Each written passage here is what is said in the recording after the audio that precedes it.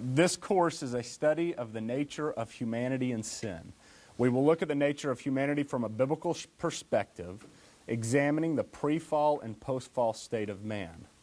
We will see how these issues were dealt with from a historical perspective, spending much time on the debate between St. Augustine and Pelagius. Attempt will be made to understand the implications of man being created in the image of God. Debates about the origin and nature of sin will be examined by asking questions such as, what is sin? Where did it begin? Why did God allow it?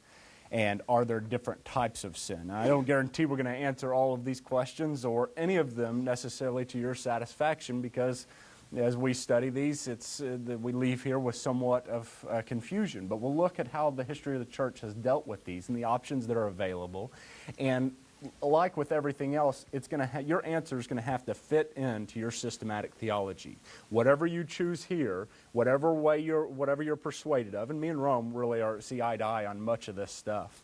But if you decided to see eye to eye with us, then it's going to affect all of your other doctrines. It's going to affect how you view your salvation. It's going to affect how you view God. So all of these things will play their part, as we will see.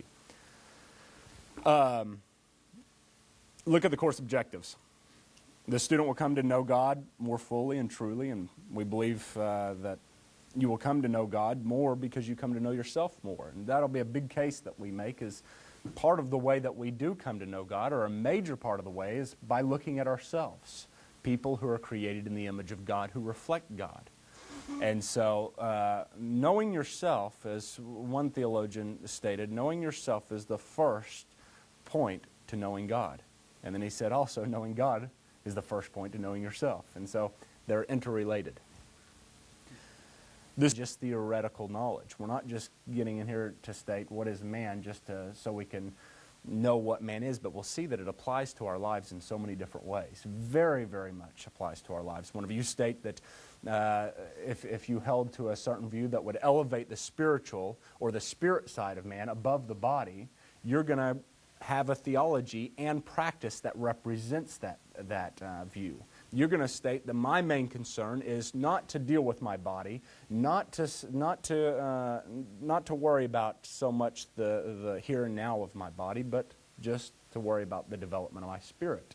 And you draw a large dichotomy between the two, and it's difficult because, as we'll see, the dichotomy cannot be drawn so clearly. There's separateness in ways, but there's also connectedness in other ways. But we'll see. The student will have a greater understanding of what it means that God was created in the image of God. What does it mean whenever we say we're in the image of God? Are we still in the image of God? Were we in the image of God whenever Adam was created, but whenever Adam fell, we are no longer in the image of God? Or is there certain aspects of the image of God that we no longer have? How are we supposed to view that understanding we are in the image of God? And again, that will dictate so much of your ministry, so much of your theology, so much of your relationships with other people. Because if you see other people who are unbelievers as being in the image of God, and you have a definition for that, there's a lot of dignity that goes to that person even in their unbelieving state. But if you see it as if we've lost the image of God, and we don't have the image of God until we return to, or until we pass to the afterlife, then you see people as non-dignified, and you begin to treat all people, Christian or non, with less dignity, including yourself. And so we need to be able to understand what it means that we're in the image of God, because God gives us two explicit warnings about how to treat people who are created in the image of God. Issues of cloning all have to do with what does it mean to be in the image of God, and then what are the medical what are the medical results, what is the give and take from taking such a position. So we're going to lay the groundwork for a lot of very important things that are even going on in our society today. Some of the complex medical issues with the advanced technology on what is personhood will all be addressed from, as we establish, what does the Bible teach about what is personhood. Obviously, the basis for the abortion debate and when does life begin. That has an issue right here with what does it mean to be human, what is basic humanity. So it's really a key course in establishing those things. If I was to teach a class on evangelism, this is where I would start, with humanity and sin.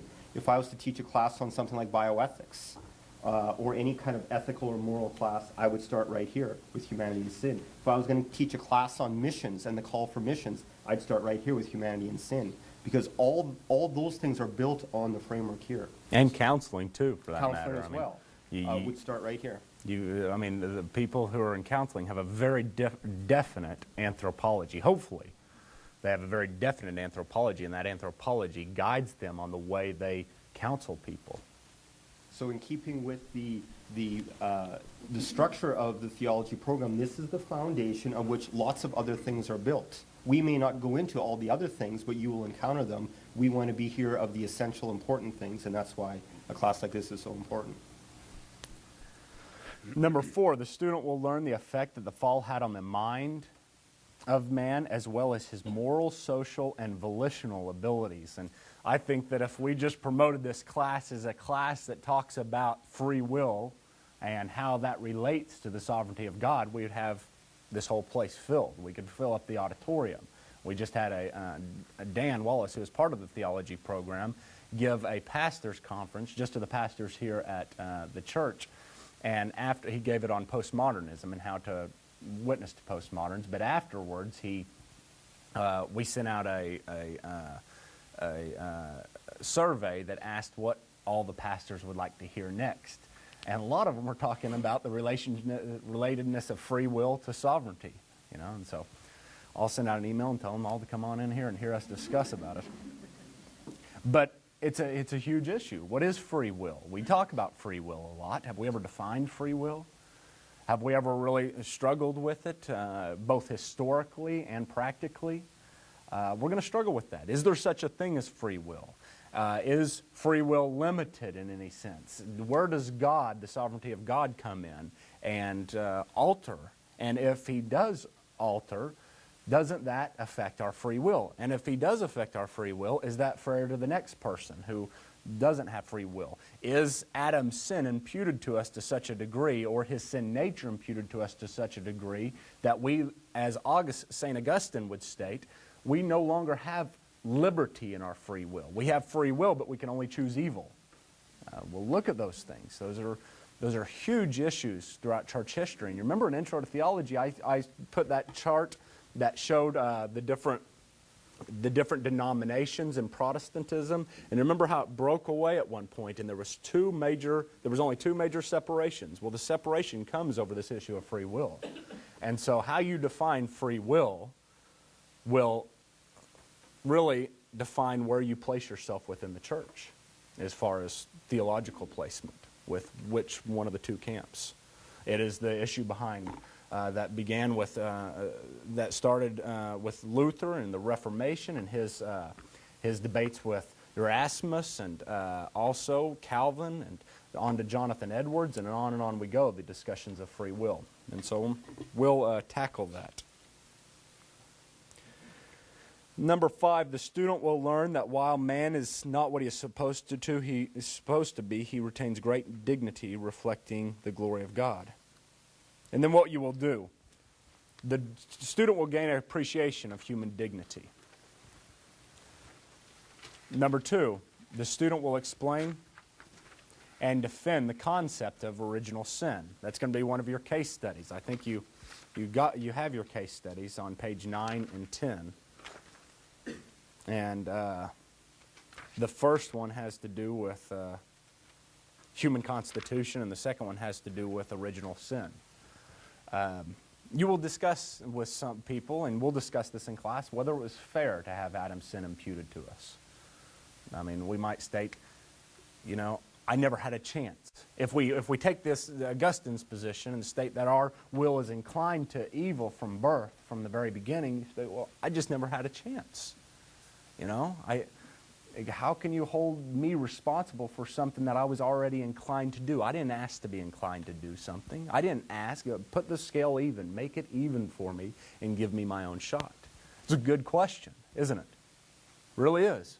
It's something that spiritually you're not supposed to ask, right? Because that's something we're just supposed to state, well, we don't go there because it's too hard.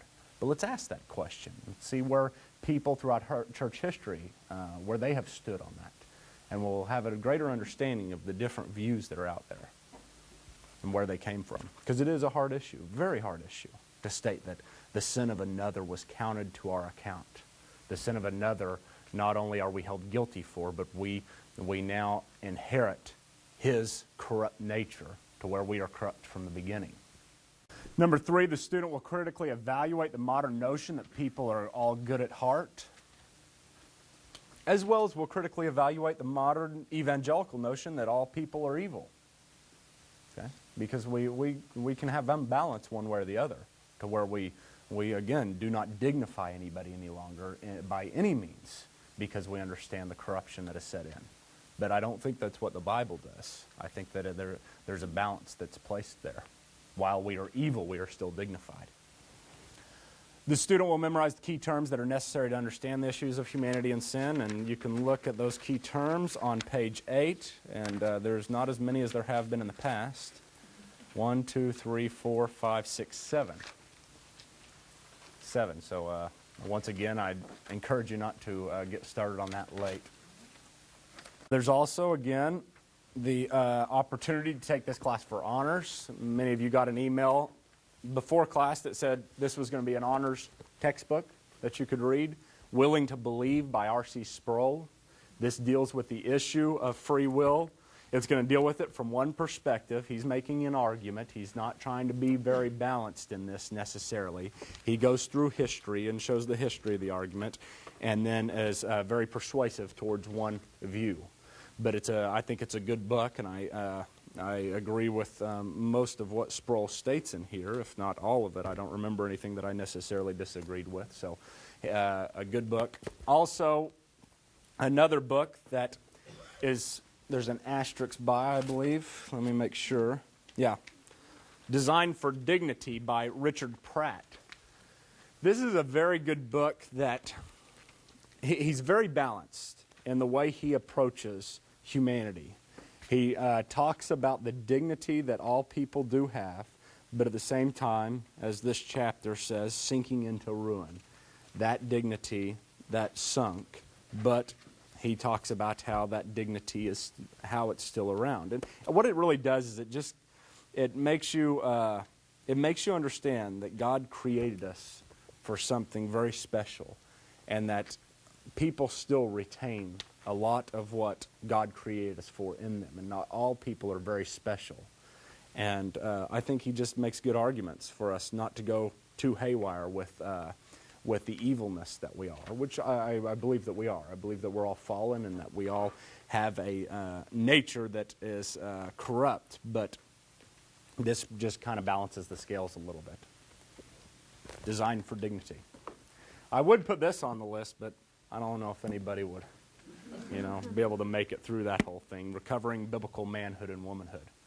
Because we are also going to talk about, in one lecture, what it means to be, theologically speaking, what it means to be a man and what it means to be a woman, and how they fit into the anthropology or biblical anthropology.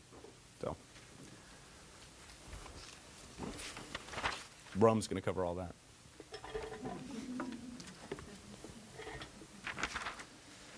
Okay, so let's dive in. Your notes, page 1.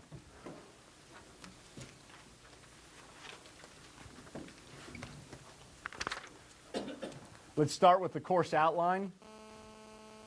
On the anthropology side, or the humanity side of it, we're going to talk about the why of man first, and then the what of man, then the fall of man, then the sex of humanity. Anthropology.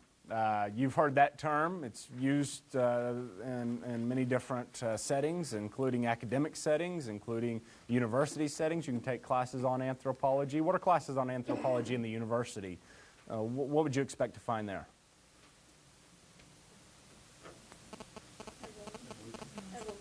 Yeah, mainly it's just about the evolution of man. The what of man, how man became what he is. When we talk about biblical anthropology, it's much different because we not only talk about the what of man, Well, I mean, a theist has big assumptions about the what of man, first of all. Once you establish that he's created by God, then you can move on to other issues instead of, like in a anthropology class at the university, which is, the main bulk of it is trying to figure out what is man or where did man come from.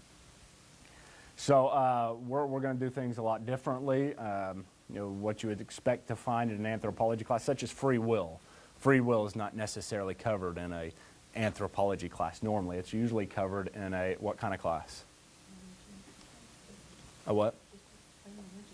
We're a philosophy class. Philosophy covers free will and the volition of man in that sense. So, but it'll be much different because it is a biblical anthropology. American Heritage Dictionary states it's the scientific study of the origin, the behavior, the physical, social, and cultural development of humans. Definition, we would state, basically for our purposes here, it's the study of the purpose and nature of humanity, both in its pre-fall and post-fall state. That'll be the definition that's on your quiz. It's very important to understand the distinction between pre-fall and post-fall. It'll have implications upon the post-resurrection state of man as well. So although we're not going to get into that so much in this class, it will be something that's covered in eschatology. But it is something that we have to deal with to a certain degree about what will man be later, because what he will be later has implications upon what we are now. And a lot of time we have a huge folk theology about this esoteric nature that we're going to exist in once we get to heaven and exist in heaven forever, as if it's going to be so much different than we are now. The biggest difference is what? Sin. Once sin's eradicated out of our lives, we become much more have our full potential. But it's not as if we're going to be a whole lot different. I mean, you talk about flying and walking through walls and all kinds of things that we go off stating we're going to do because Christ walked through walls, we're going to walk through. I just don't think so. I think very much of what we are now is going to be like what we are then. And to me, whenever I think that way, it gives me a lot more excitement about it, because I have nothing to think about whenever you get so esoteric about the afterlife, which the Bible doesn't at all. We'll talk a whole lot about that throughout especially once we get into eschatology. But the things that we'll be doing then and the things that we're doing now be very similar, very similar. Working, responsibilities, successes, and failures. Failures aren't sins.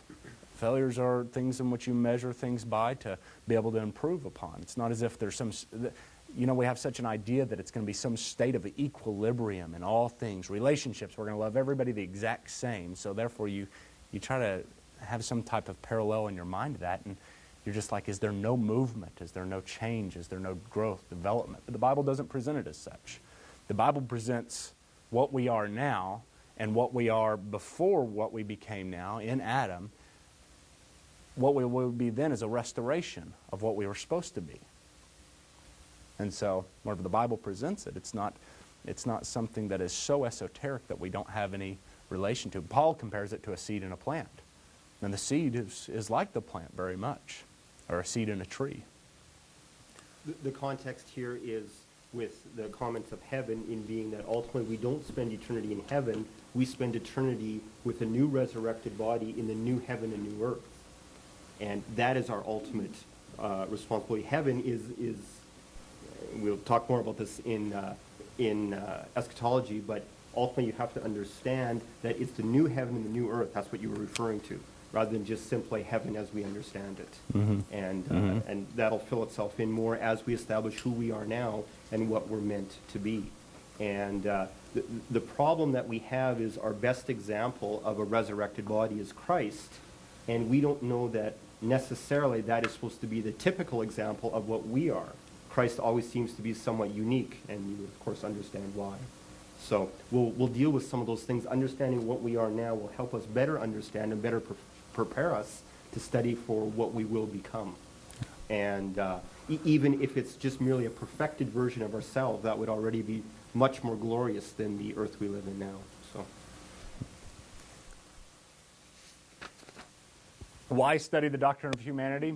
Because it significantly affects every other doctrine in theology. How you view humanity will determine whether or not you You believe that people are capable of saving themselves, or capable of aiding in the salvation of themselves, or capable of contributing even the slightest bit, maybe faith, to the salvation of themselves, or if people are incapable of contributing anything to their salvation.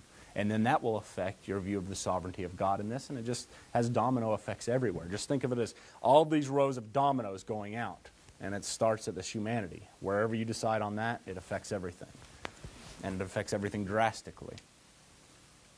Among other things, it determines your views on sociology, politics, and family. All of these things will be affected. And when we talk about the role of man and woman, I mean, that's a huge issue in the last century about the rise of feminism and that sort of stuff. It comes from anthropology, a certain understanding about man. Politics, the same thing. How you vote politically will be based largely upon some issues, moral issues sometimes it has to do about man, about whether this guy is today we have the issue of marrying homosexuals. That is an anthropological issue. We have the issue of abortion. That's an anthropological issue. All of these things will be affected.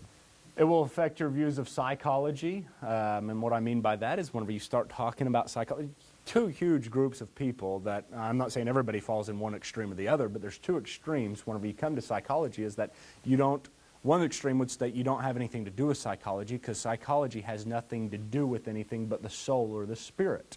And so whenever you deal with the soul and the spirit, where do you go to deal with it?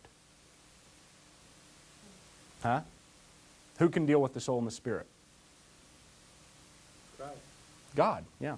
God is the only place to go, and so whenever people have some type of difficulty, mental difficulty, you're dealing with the soul, and so therefore the only place you should go is to God, and don't involve anybody else because they can't deal with that.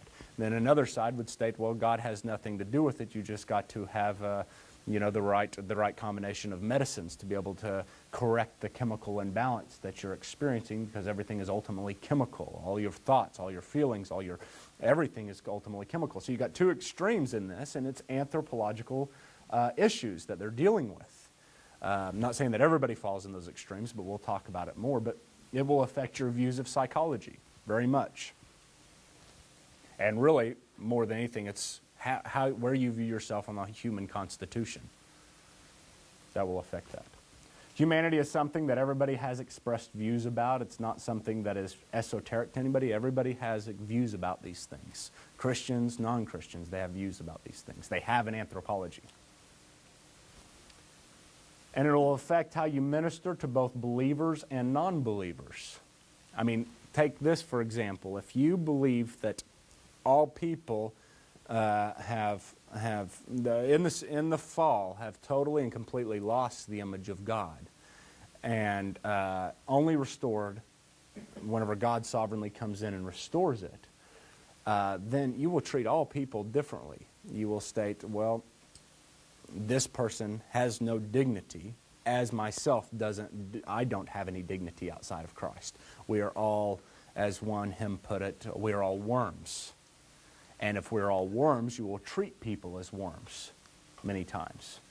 And so that view will make you think one way about humanity. Another view is that all people are good at heart. All people ultimately want to do good. Deep down inside, they're not evil. It's just their influences. It's just their circumstances that have made them evil. And so whenever you treat this person, you're going to treat them differently than this person would treat the other person, right? So non-believers, you would treat differently if you have a degree of, if you have an understanding of the dignity of God within them. And then finally, it'll affect how you view yourself. If you see yourself as nothing but a worm, then you're going to really treat yourself as nothing but a worm. Gregory Boyd says this: how you answer the question concerning the significance of being human will determine your views about what inherent rights people have, how people should be governed, and what authority, if any, they have to treat animals differently than they treat people. Indeed, how you answer these questions will greatly affect your views on whether it is legal to allow severely deformed babies to die, whether people have the right or responsibility to take others off life support, whether and when people have the right to choose abortion, and whether human cloning should be pursued. So, a lot of implications on our views today, issues today. So we start here with the question, why did God create man? Let me ask you that first. Why did God create man? Okay, he wanted a relationship for some reason. Okay. Why else? Worship. Worship, for them to worship him? So he just kind of egotistically wanted people to bow down to him, and so he created a bunch of people to bow down? I don't know about egotistical. It sounds that way, doesn't it? I mean, I'm God, and I want some people to worship me, so I'm going to create some people to worship me. I mean, it's hard, and this is we're getting to a point where, I mean, if I'll look through some of these systematic theologies and look for their anthropology section, and I expect that to be the very first question. I expect that to be covered at the very beginning, but nobody covers it. It's like the very first thing is always, what is God? What is the image of God in man? Every single time, and it's not dealing with that issue. And so I'll get another textbook and look at it and say, come on, just somebody ask the question, why did God create man? I want to know why he created him. I remember I started struggling with this when I first started making this course and looking at all the notes, and the first thing I thought was, well, you need to ask why first. And so I'll ask that question and think it through, and as I was thinking it through, I was like, man, why did he create us? So I went into Christy, my wife, I said, Christy, why did God create us? She immediately, I mean, without even hesitating, I don't know, I've always asked that myself. And so that's the question I've always struggled with. And so I kept on looking through all the books, and actually, Grudem was the only one who covered it, and that was his first question, why did God create man? Grudem seems to always cover the questions very, he just thinks, I think, a lot like normal people do, and ask those questions. But Grudem asked that question too, why did God create man? And we'll look at some of these possible answers. The Westminster Catechism states this, what is the chief and highest end of man? So kind of states, what is the purpose of man, or why did God create man? Man's chief and highest end is to glorify God and enjoy him forever. So a kind of reciprocal, right? Glorify him and enjoy him. Yeah, yeah. Yeah, I mean, most of the time we'd say all of creation, it seems to be made for man in the purpose that he has for man. Because at the very end, the kind of the crowning achievement in creation seems to be man, doesn't it? There's a more specific question that states, why was I created? And I do better with that question than I do with why was man created. I can kind of place myself within certain relationships and certain purposes and state, well, because God wanted me to do this. But at the very beginning, we almost ask the question, a lot of people do ask this question, what was the lack within God that he had to create man? Or what was the reason that he had to create man? Or was there a need that made him have to create man? I mean, ultimately, you would state, if the Bible doesn't have an answer, it's left in mystery and we shouldn't go any further. But we'll try to struggle with this a little bit and see what the Bible has to say about the why of man. And hopefully we'll be able to come to a few conclusions. The Declaration of Independence says we hold these truths to be self-evident, that all men are created equal and that they are endowed with their Creator with certain unalienable rights. Among these are life, liberty, and the pursuit of happiness. Now, that's not answering the question, why did God create man? But what do you think the assumption is that God created man for in this paragraph? Right. To establish America, of course. Sorry. Yeah, I was wondering how Well, I mean, he created them with certain unalienable rights. Among these are life, liberty, and the pursuit of happiness. It's almost as if we're stating God created us to pursue happiness, to pursue life, to pursue liberty, right? Because these are rights of ours that were given from the very beginning. So among whatever it is, the purposes of God, one of those is to create us for a purpose of having life, liberty, and happiness. And that answers implicitly the question of why God created man, at least according to the Constitution, right? And then Rick Warren says in his new devotional that is kind of all the rage. The very first statement in that is, "It's not about you." Kind of like that. Whatever it is, it's not about you, right? But I'm not necessarily saying I agree with that totally. I think that if we go that direction, then we lose a lot of the Westminster catechisms to enjoy Him forever. God enjoys giving enjoyment. And so to some degree, the nice thing is what I'll make the argument is, to some degree, it is also about us. It's about God giving, and His giving is great, and His giving is something great for us. And so the enjoyment that we receive from it, I think, if God were to want us just to have this beginning point of all of anthropology, that it has nothing to do with us, I just don't think that's true and biblical. I think it's pious. Right? I think it's a good statement in certain contexts, but I think that it is some about us, because God has created us in His image for a purpose, and that purpose is not for us just to be pawns to whatever purpose He has without anything that we receive. Why did God create man? Wrong answers. We'll just start with those. God did not create man. Naturalism. Man is an eternal extension of who and what God is. Pantheism and panentheism. If you remember, pantheism and panentheism, God is a part of creation, a part of us, so therefore we are God, or an extension of what God is. And so God did not create man because there was never a time whenever we did not exist in some form or another, because we are part of God. Man is eternal as God is eternal. That is also pantheism and polytheism. We never were created. God needed help with His new creation. God decided to create things, and He needed a little bit of help upkeeping the garden. Or God was in need of a companion. Now, what's the problem with that? Does God need anything? Do we have a scriptural basis for that? I ask you that. I can't even pull it up in my mind. That God is in need of a companion? No, that God isn't in need of anything. Whenever he's rhetorically asking the questions, if I was in need, would I ask you? Remember that passage? Don't know where it's at, but I bet it's there. Isaiah 55. So maybe in the latter part of Job, also in one of the passages, he says, "I own the cattle on 1,000 hills. I'm in need of nothing." Do you know the theological term? Although we didn't cover that in Trinitarianism, so I don't want you to think you should remember. But you know the theological term that means that God is in need of nothing?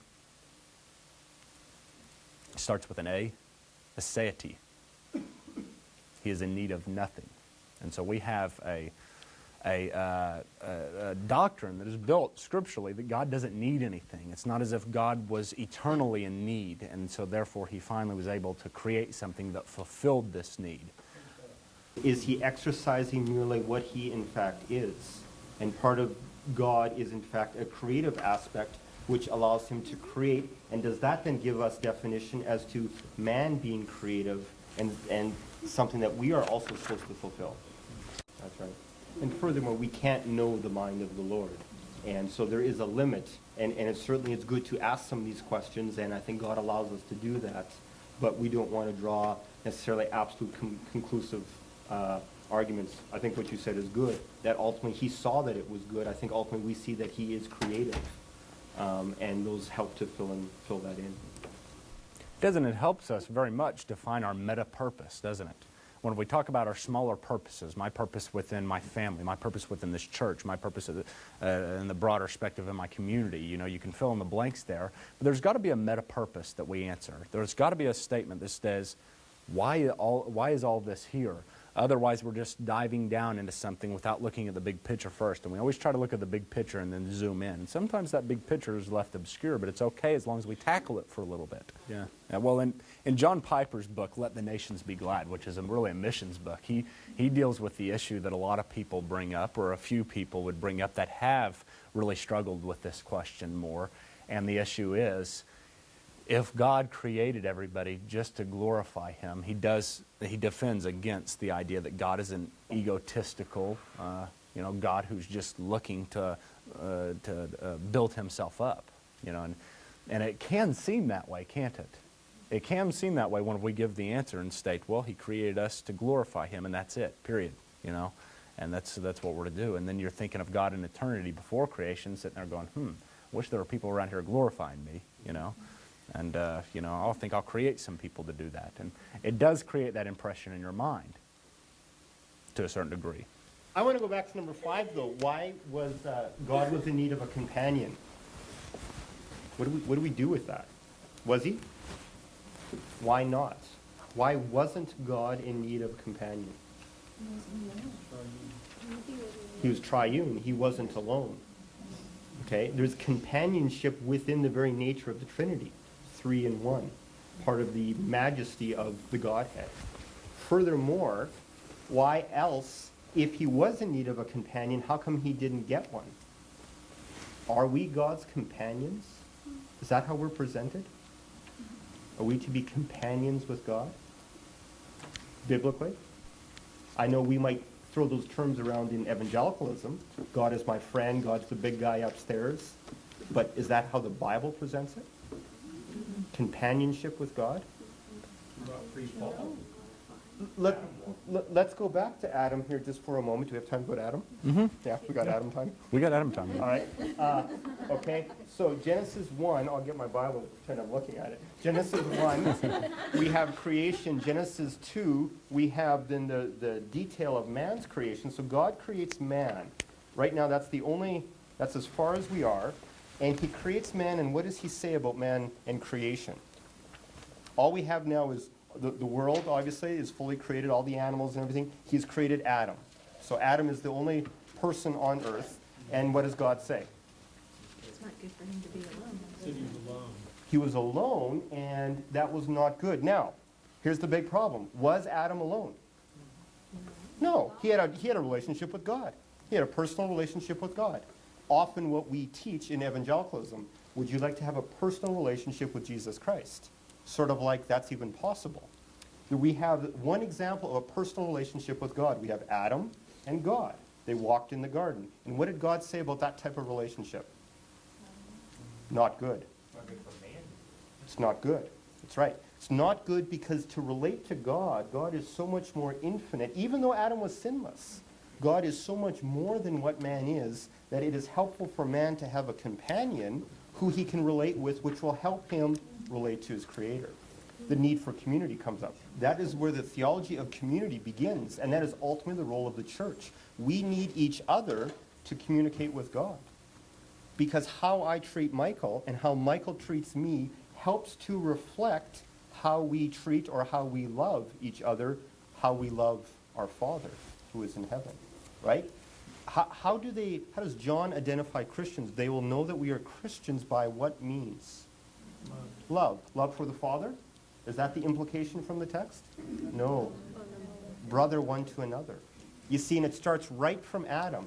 From Adam, right from the very beginning, it was an incomplete idea for simply man to be directly connected with God. Man had to be connected with other people, with mankind, if you will. And that's very important to see that this is often something we become shaky on. God was in need of companionship. We forget the Trinitarian doctrine, which is that there is community within the Godhead, between Father, Son, and Spirit. And furthermore, that we are not on a companion level with God. Whatever level it is, companionship isn't the right word to describe it. And you'll see, we're going to flush this out more. One thing also that was brought up here is we talk about the creation narrative, and somebody else brought up that, or Rhome brought up that God is a creative God. When we distinguish between the two, being creative and being in need, whatever that need may be. When we say God was in need of a companion, we might state God was in need of a blank, and fill it in. And whatever you fill in will be wrong because you've got things going towards God. Whatever you state that God in eternity decided, it was not something that he stated, I need, fill in the blank, whatever it is. There was nothing he was in need of. But the opposite is where we've got to build and start of the why of man, is like he stated, he is a creative God. And so it's not going towards God as a need, it's going out from God as an attribute, who God is. Now, what other things can we state about who God is? What is one of the things that we hold most dearly about who God is? He is what? Love. And he is gracious, and he is kind, and he is, on and on we go. And all of those things are outward acts. Whenever he stated about Adam, it was not good that he is alone, he didn't state, well, he's not good enough right now to give me what I need. He's not good enough right now to worship me. He said it's not good that he's alone, so I'm going to make a helpmeet suitable for him. What is God's purpose there? Who's he thinking of? He's thinking of man. He's not thinking of myself. Well, this guy's not quite ready to worship me the way I need to be worshipped. Worship is always a natural response to something that is already true. It's not something that is demanded. It cannot be demanded. It is something that is given because of a realization of someone. Whenever we serve God, we don't serve God out of our obligation to serve him. Anytime we begin to serve him out of our obligation, it's not true service. We serve him because what? Yeah, because we love him, because we are grateful. We love him because he first loved us. We do what we do to him because he is given to us. And so God's purpose in this seems to start from the self-giving God. He is wanting to give. He is wanting to create and to give to people. And so it's such a great thing to be able to start there rather than a need. I mean, that God is in need of something because we're always insufficient to fulfill any need. And we're grossly lacking in those things. But God has created because he's not only creative, he is self-giving. He is eternally self-giving. And this is part of his self-giving nature. And I think it was probably the same with the angels. But whatever conclusions we come to, whatever reason he created us, it's out of his attributes. It's an extension of who he is. Not part of what he is, but the reason given for doing it is an extension of what he is. And I think that puts a little bit more balance to our understanding of stating, I like the Westminster Catechism. I like many of the things they say. Those people thought through things very well. But to glorify God, the chief end is to glorify God and enjoy him forever. I like the aspect of fulfillment in what we are. And something going to us. Because you and I are the ones who are in need. And God is the one who can fulfill it. And he is the one who is the giving God. God isn't in need. And furthermore, that is what the New Testament is teaching. And you look at what Ephesians 5 is talking about. This will come back later. I think it will. With husbands loving your wives and wives loving your husbands. Issues like that. Loving your brother. Showing love to each other. The commandments boil down to love the Lord your God and love your neighbor as yourself. God is loved in our love for each other. God is loved because we are all part of his creation in how we treat others. And sometimes when we think about God, we always think this vertical relationship when he's looking just as much as at our horizontal relationships. And you'll see that this class and this discussion on anthropology will help us to begin to understand even expressing love to the Father isn't necessarily a vertical thing, but it's a horizontal thing which he looks down and blesses. Or he looks down and is blessed by. Good. Go ahead. Good.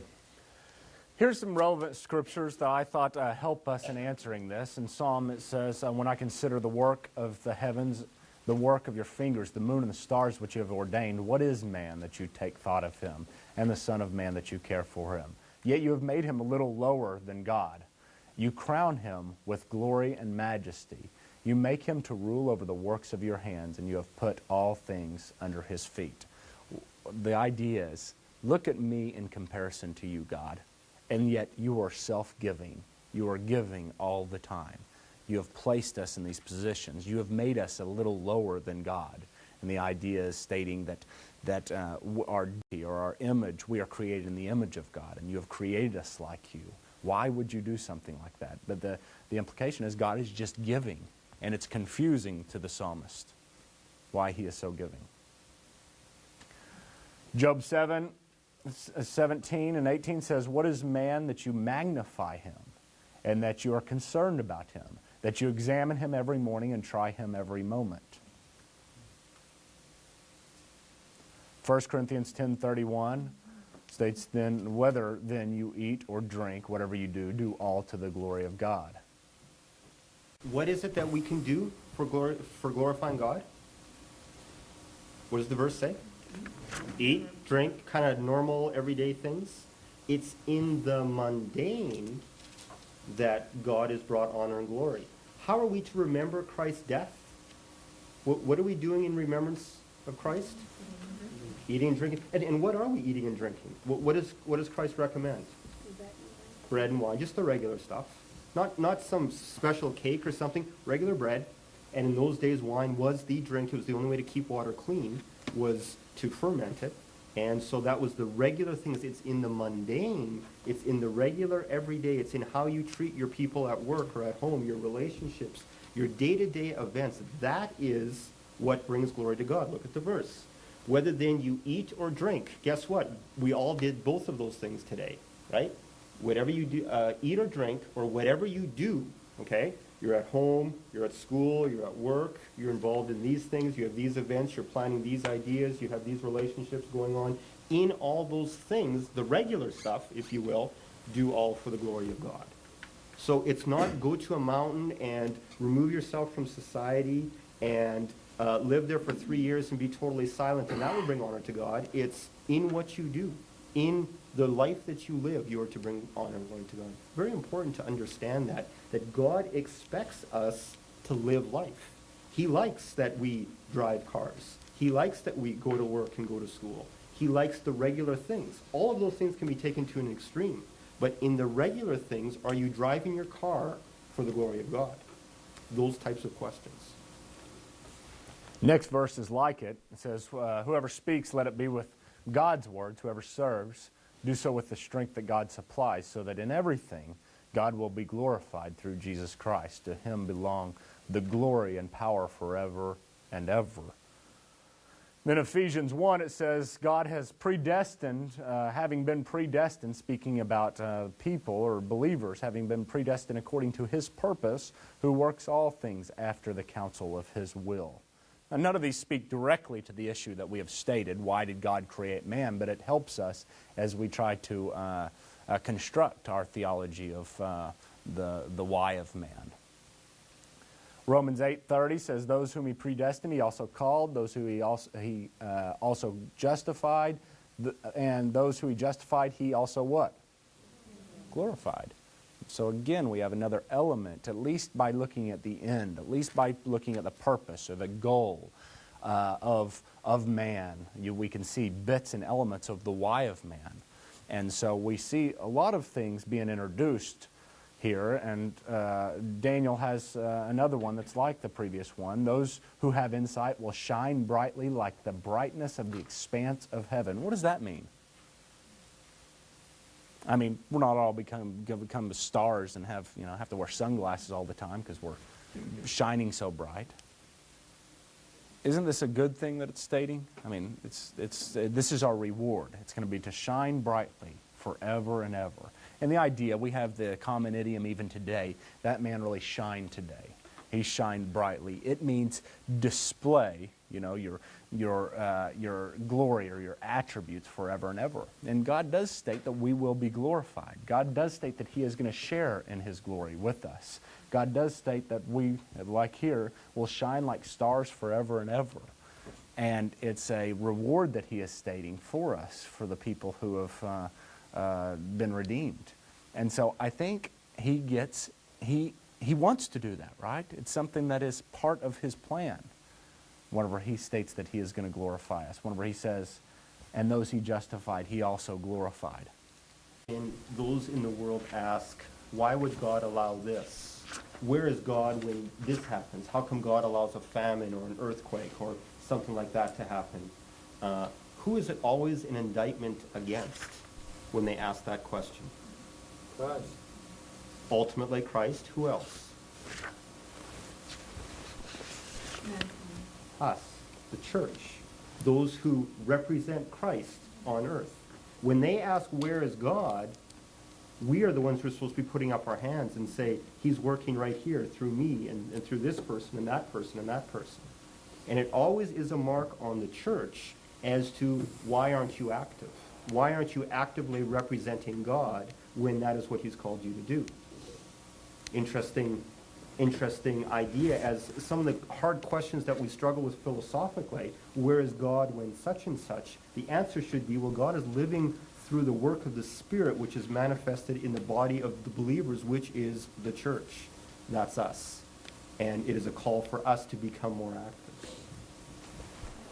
Let's get out our Bibles and read a few passages here about creation. We'll start with Genesis chapter 1, verses 1 and 2. In the beginning, God created the heavens and the earth.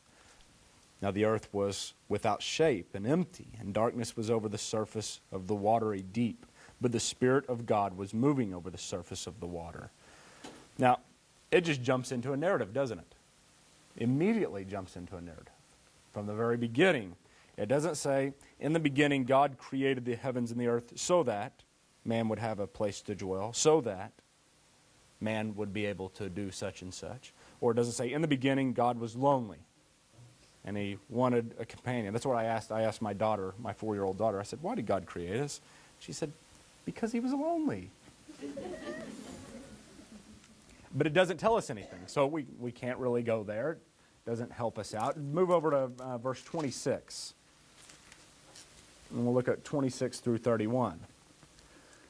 Then God said, let us make man in our image, after our likeness, so that they may rule over the fish of the sea and the birds of the air, over the cattle and over the earth, and over all the creatures that move on the earth. So there is a so that, right? Let us make man so that. And it talks about so that he would have dominion over the earth. God created man after his own image. In the image of God he created them. Male and female he created them. And God blessed them and said, be fruitful and multiply, fill the earth and subdue it. Rule over the fish of the sea and the birds of the air and every creature that moves on the ground.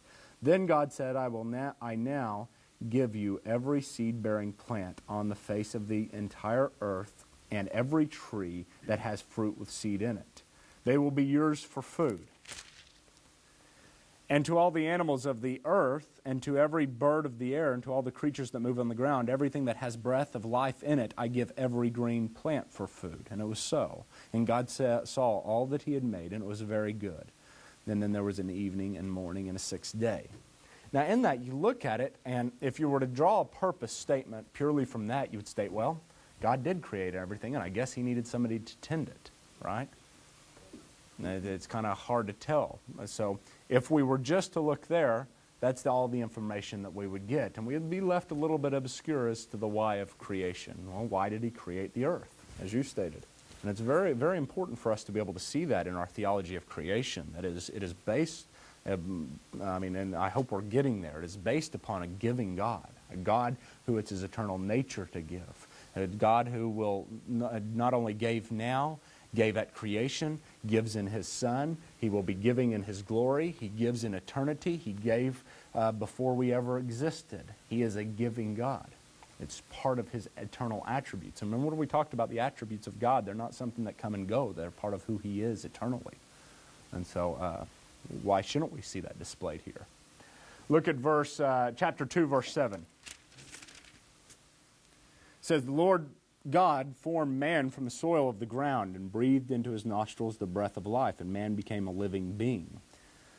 And the Lord planted an orchard or a garden in the east in Eden, and there he placed the man he had formed. And the Lord made all kinds of trees grow from the soil, every tree that was pleasing to look at and good for food. Pleasing to look at for who? Man, not for God. I don't think he needed food either. He's doing all of this, pleasing to look at for man. He is creating this. He's creating the food for man. Now the tree of life was in the center, and the tree of knowledge of good and evil. They were in the middle of the orchard. Now at that point, if we stopped and said, why of man? we would still be left, a little bit, I'm not quite sure. I haven't really got my arms around it. It seems to be that he's a very giving God, and he is giving to man a lot. And then we have these trees that are planted. Now turn to verse 15. We're going to read 15 to 25. And the Lord God took the man and placed him in the Garden of Eden to care for it and maintain it. And the Lord commanded the man, you may freely eat the fruit from every tree in the orchard. Now let's just stop right there. I mean, you've got a creation, you've got man, you've got him placed in this garden, all of these things being created for him, around him, to look at, to eat. And now he's giving to him and saying, now I give you all these things of the orchard. If we were to stop there, we would say, man, that God just gave to give. He created to give. It's like he was overflowing, wanting to give. And maybe you have children in which you're able to relate to that, to state you just love to give to them. I mean, that's one of your greatest enjoyments, is just to give and to make them happy. I think God is doing that. I think his purpose is to give, and I think it will be for all eternity. I mean, God isn't moving to plan B after the fall. I think that the restoration of all the things that fell, we're going to see the giving of God to even a greater degree. But the greatest degree we see it in is the giving of the Son, like I said. Now remember, there's no sin yet. We've had no issues of that, and already man has an assignment. Okay, put him into the Garden of Eden to cultivate it and keep it. Now we have no weeds. We have no thistles and things like that. Those haven't come along yet. The ground isn't hard at this point and dry, but man still has something that he is supposed to do. He's supposed to cultivate the garden. And so it is out of passages like this that we will begin to also see what will the future resurrection be like. Michael said, it may be very similar where we have jobs and assignments. Here man is told to cultivate the garden. It has nothing to do with sin. Nothing wrong with cultivating the garden. But certainly cultivating a garden where the land isn't dry and there's no weeds and no thistles, certainly that would be more enjoyable, though work, than working where you have to fight disease and pests and thistles and thorns and drought and all those types of things. So notice that there's an assignment for man. And not only notice that, but that's part of the giving nature of God, is whenever he gives assignments. I mean, if you could think of heaven, okay, as sometimes we do, or the new heaven and the new earth, but we'll stick with our folk theology and think of heaven to where we're sitting on a cloud playing a harp all the time. That is very unattractive to me. Not only is that unattractive to me, but whenever we sometimes state all we're going to be doing 24/7 is sitting before the throne of God, bowing down and worshiping him. I'm sorry, that's not what we're going to be doing, and that's very unattractive. If you're pious, you might state, well, I'll be able to do it whenever I'm there because I'll have a whole different mindset. Well, you'll be a different person, If you have a different mindset and you're trying to convince yourself that you'll enjoy doing that 24/7, you've got a whole different view on the purpose of God, the purpose of man, and the restoration of man in that. Certainly, we're going to be bowing in adoration to God all the time, worshiping him, but does that mean we have to be sitting in front of his throne doing it 24 hours a day?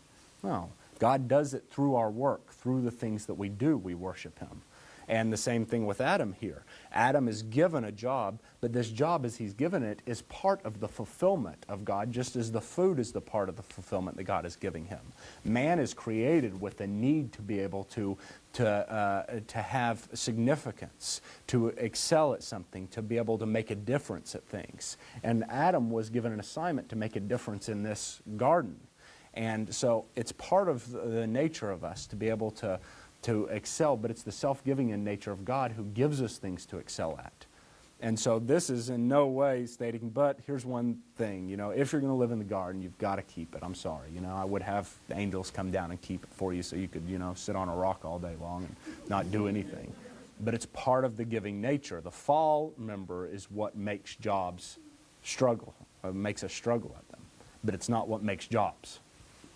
But look at the comparison of the two. We do get to the point where he says, you may freely eat, and then in 17, but you must not eat from the tree of the knowledge of good and evil, for when you eat of it, you shall surely die. Compare the two, okay? All the self-giving of God, but the restriction that he placed on the one thing, And certainly it was to test man. I don't think there was anything inherently evil. This is an eternal tree that God just has always hated, and anybody who associates with this tree is going to be, cast to hell. But it's just really a commandment that is given, which he could have stated, anybody who eats from this grass right here, It's just the not abiding by that commandment. Why the tree? The tree is there to give us the choice, and this is where the debate on free will stems from, is that God gave us the freedom to choose. Adam made a choice, and interestingly enough, in Adam, we've all made a choice. And we've said, no, God, we're not that interested in you. Yeah, you've given us quite a bit, but we can take it from here. I mean, that's Adam's. Look at what Adam, we're not actually going to get to this sin. It's a very interesting sin that Adam commits, because what can he gain from eating from the tree? Well, even that is a deception in what he can actually gain. But the tree is there to give us the freedom, and it's a great question. It's a great question, because so many times we wish, oh, if only there wasn't the tree. But if there isn't the tree, there isn't the temptation. If there isn't the temptation, there isn't the option. If there isn't the option, then we are simply robots. We are simply actors living out a script. We're called to worship, and we worship. We make no conscious decision. And the imago Dei, the image of God, the idea of choosing, is something God put in man, which reflects who God is, which allows man to then choose God again. And man made the wrong choice. Is the Bible obscure or clear as to the motivation behind creation of man? And we would state that it is somewhat clear, but somewhat obscure, if that makes any sense. We don't have any statements that state this is why God created man, but we can come to some conclusions. We know that God is a creative God. We also know that he created so that he would receive glory from his creation. And I probably would change that from the so that, because we know that that is an outcome of it, but not necessarily so much a purpose of it. So that God would be able to share his glory with others. I think that's one of the biggest things we receive from the Bible, especially in the creation narrative. Give, give, give, give, give. He's a giving God. And we see that all throughout, from the very beginning to the giving of his Son to the giving of his glory in the end. And then finally, we would state, as it states in Ephesians, to accomplish his will, whatever end that might hold. I mean, that's kind of a cop-out, but it is true that God has his purposes and he accomplishes his purposes. But I think we need to see this in the framework, and it's got to start our anthropology, is that God created us because he's a giving God. And that whatever that means, that is, we are not fully partaking in that which he has given us now, especially in our fallen state. But God is restoring that, and ultimately it will be all restored. Thank you.